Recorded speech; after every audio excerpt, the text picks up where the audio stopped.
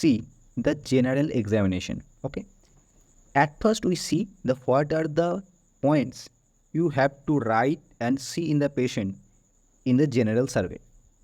In the general survey, these are the points. At first, the appearance, level of consciousness, decubitus, build, nutrition, facies, pallor, cyanosis, icterus, clubbing, edema. Okay.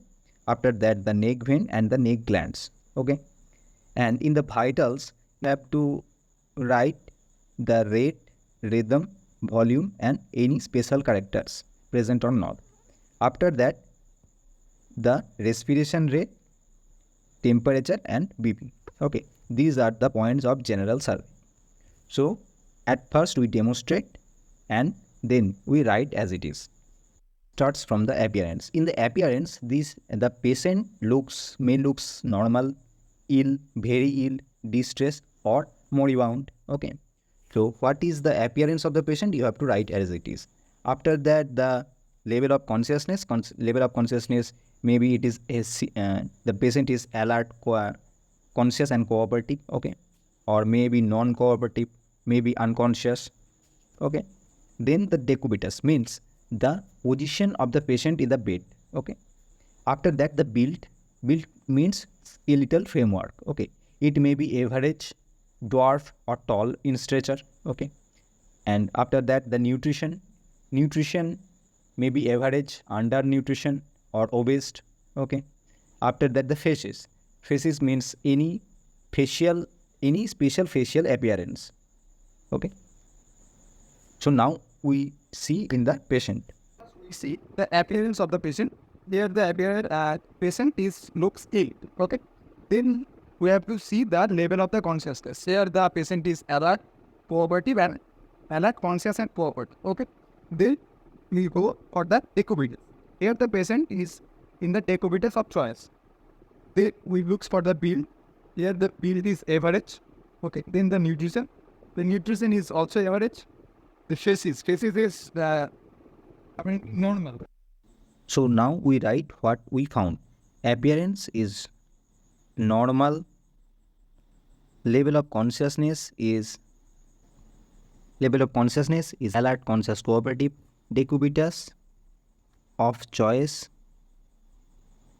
Build average. Nutrition average. Facies normal. Now we will examine pallor, that is anemia. The sites to be examined should be natural light. Lower palpebral conjunctiva, the main site, we have to ask the patient to see upward, and we will examine the lower palpebral conjunctiva. We ask the patient to retract the lower eyelid downward and ask the patient to look upward. In a healthy patient, palpebral conjunctiva is red, which appears pale, pink in anemia. Next place to be examined is the tongue, especially the tip of the tongue, zipper, along with the dorsum. Soft palate, also we have to see about the soft palate, that is mucous membrane of the palate. Next, anemia, we have to see in the nail beds. We have to place the pulp to see the redness of the nail beds. And we have to compare the palm of the patient with examiner's palm to compare the anemia. The palm, we can see on the palm, on the sole, and on the general skin surface. So in this patient, there is no pallor. So pallor is absent. Okay. It may be mild, moderate, or severe. But here, there is no pallor is present. Now we look for the cyanosis. There is two types of cyanosis, central and peripheral. For the peripheral cyanosis, we have to look at the tip of the nose, ear lobules, outer aspect of leaf, chin and cheek, okay, tip of the finger, nail beds, and palms, toes and soles. Okay, then in this present there is no peripheral cyanosis. For the central cyanosis, we look for the tongue, inner aspect of the tongue, inner aspect of the lip, and the mucous membrane of gum, soft palate, and the lower palpebral conjunctiva. And in this patient, there is no peripheral and central cyanosis. What is cyanosis? Cyanosis is a bluish discoloration of skin and mucous membrane due to presence of increased amount of reduced hemoglobin greater than 5 gram per dl. Okay. So what are the cause of peripheral cyanosis and central cyanosis? Peripheral cyanosis causes are shock, congenital heart disease, Reynolds phenomena, frostbite, arterial obstruction or venous obstruction. And in the central cyanosis, cyanotic heart disease, acute pulmonary edema, acute severe asthma, COPD, lobar pneumonia, tension pneumothorax or pulmonary arteriovenous shunt. Okay, these are the cause of cyanosis. Now for this patient, that here the cyanosis is absent. Okay, also peripheral and central cyanosis is absent. So it is absent. So in interest, we have to expose the patient till proper sunlight. Now we have to instruct the patient to lean downward, where we will reject the upper lid and ask the patient to look at his toe, his or her toe. নিচের দিকে তাকাও. So we have to see the upper bulbar conjunctiva for any yellowish discoloration it's present or not. Now after that we have to instruct the patient মুখ খোলো, জিভটা উল্টাও to look the under surface of the tongue, to presence of any yellowish discoloration is present or not, জিভটা নামা. And we have to see the soft palate on the mucosal surface or presence of any gross yellowish discoloration or not. Okay. So we have to examine the palm and the sole for the yellowish discoloration, and in case of generalized edema or jaundice, there is a discoloration of the total body surface. Which Now clubbing. this is the bulbar swelling of terminal part of fingers and toes with an increase in soft tissue mass and increase in anteroposterior as well as transverse diameter of the nail. The clubbing, how we will see the clubbing? We will do fluctuation test, nail bed fluctuation test, in which manner the examiner's middle finger will touch the proximal interphalangeal joint of the patient, and the thumb of the examiner will touch the pulp of the digit, and we have to test the fluctuation at the nail bed with my index finger. We can feel the fluctuation at the nail bed. In normal patient, some amount of fluctuation is present in normal fingers. But when fluctuation is obvious due to clubbing, nail matrix gives a spongy feel. Next, we have to bring the finger of the patient close to tangentially to my eye level, and we have to examine the onychodermal angle, that is the angle between the nail and the nail bed. Approximately it is 160 degree in normal patient, but if clubbing is present, then the angle is 180 degree or more than that. This diamond-shaped space that is formed between the two fingers, this is called as the shamrock sign. It is found in normal finger, but if clubbing is present, then this space is obliterated. Grade 1 clubbing, the fluctuation of the nail bed test is positive, that is fluctuation is present, and there is loss of onychodermal angle. In grade 2, that is there will be grade 1 plus increase in the anteroposterior diameter as well as transverse diameter of the nails, and the nails become smooth and glossy. Grade 3, that is grade 2 plus increase in the pulse space, that will give as drumstick appearance or parrot beak appearance.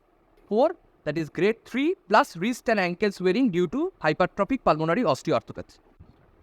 This is the diameter of the interphalangeal joint, distal interphalangeal joint, and this is the diameter of the nail bed.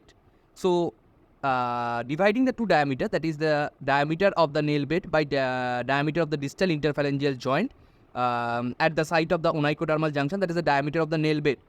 Individual digit, we have to find the ratio of each of the digit, that is this ratio diameter of the nail bed by diameter of DIP, and we have to add this ratio of all the 10 digits, and we have to divide it by final value by 10. If greater than 1, then clubbing is present, and if less than 1, then it is normal. So what are the cause of the clubbing? It itself hide in the word clubbing. C for cyanotic heart disease, cystic fibrosis. L for lung cancer, lung abscess. U for ulcerative colitis. Then B for bronchiectasis. Then again B for benign mesothelioma.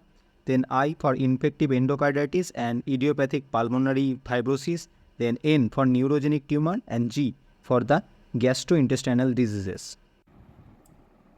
Now, another important part in the general examination is the finding of edema.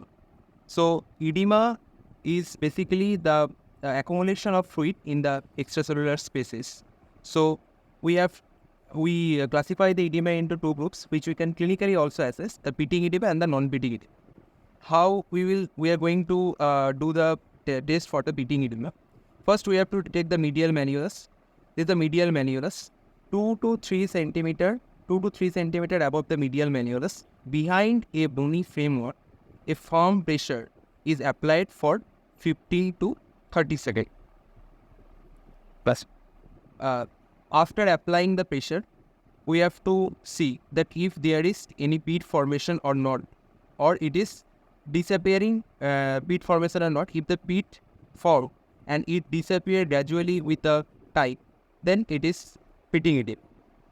If there is no pit formation, which is classically seen in filariasis or in mixed edema, there is no pit formation, that is the non-pitting edema. Now, there is a progression of the edema. If the edema starts from the, if the bipedal edema, which start from the lower limb, that is from the legs, then it ascends to the face. If it ascends to the face, so it is mostly of the cardiac cause. In case of congestive cardiac failure, we can see the progression of ascending curve. In case of renal cause, like in nephrotic syndrome or any renal failure, there is a periorbital puffiness which progresses downward and it comes to the lower limbs. In case of ascites, there is a edema in the abdominal region. In generalized edema, which we can call the anasarca, here the edema can be found in the in any part of the body which can be palpated behind any strong bony femur. The anasarca or the edema can be further classified into localized or anasarca. In the patient with ascites, there is on another type of edema can be assessed with the diaphragm, the stethoscope. We have to press the ascites, the fluid, the skin or over the ascitic fluid. So there will be a parietal edema, which can also be found if we press our 5 fingers. So it will produces the pitness. So if the pits are formed, so which is indicative of the parietal edema.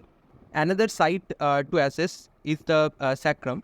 So we have to press with our right thumb for presence of similar way we have how we assess the pedal edema. We have to press here with our right thumb for the assessment of any sacral edema. So in case of prolonged recumbency, like in with the patient with generalized edema, like in congestive cardiac failure, if the patient is in ambulatory condition or with the prolonged bed rest condition, whatever we can say, there is a sacral edema. So the icterus is absent, clubbing is also absent, and edema is also in this patient. Then the neck veins and neck glands. You have to first see and palpate the neck veins and neck glands. Okay, so start. Examination of neck veins. Now in neck veins, there are 2 types of pulsations, arterial pulsations and venous pulsations. The arterial pulsations are of carotid artery and the venous pulsations are mainly of IJV, that is internal jugular vein. You have to differentiate between the venous pulsation and arterial pulsation. Okay, so venous pulsation is wavy and arterial pulsation is jerky, and the main difference is venous pulse is better seen than felt and arterial pulse is better felt than seen. Okay, in the expiration and lying down position and application of abdominal pressure, there is some change. The venous pulsation become prominent. Okay, but there is no change in such condition in the arterial pressure. Okay, and in the venous pulsation, the prominent movement is inward, and in the arterial pulsation, prominent movement is the outward.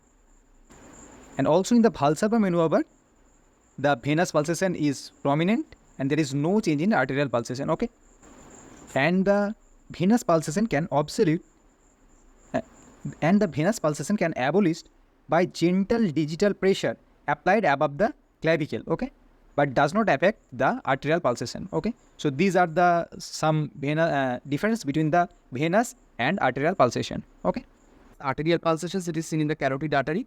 So it is medial to the medial head of sternocleidomastoid here in this position.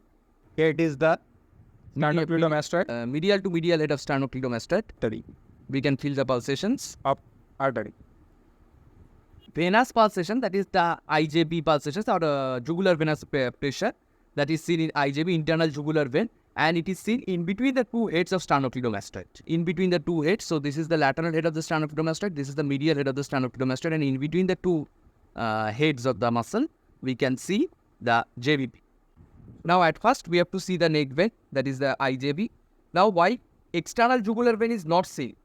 Because it is superficial and prone to kinky, it does not drain directly into the SVC, may have valve and engorge the patient, wears a tight collar, and it is a not direct reflector of central venous pressure. Now, neck vein, how to examine? Now, if the person is reclining at 90 degree, the upper level is normally never seen. But if the JVP is tremendously raised, then we can see it at sitting level. Here the person is reclining at 90 degree, that is sitting position. Normally the upper level is never seen. The JVP upper level is never seen normally in sitting position. But if it is raised due to any reason, then it can be seen. And in lying flat, the jugular veins are distended in neck.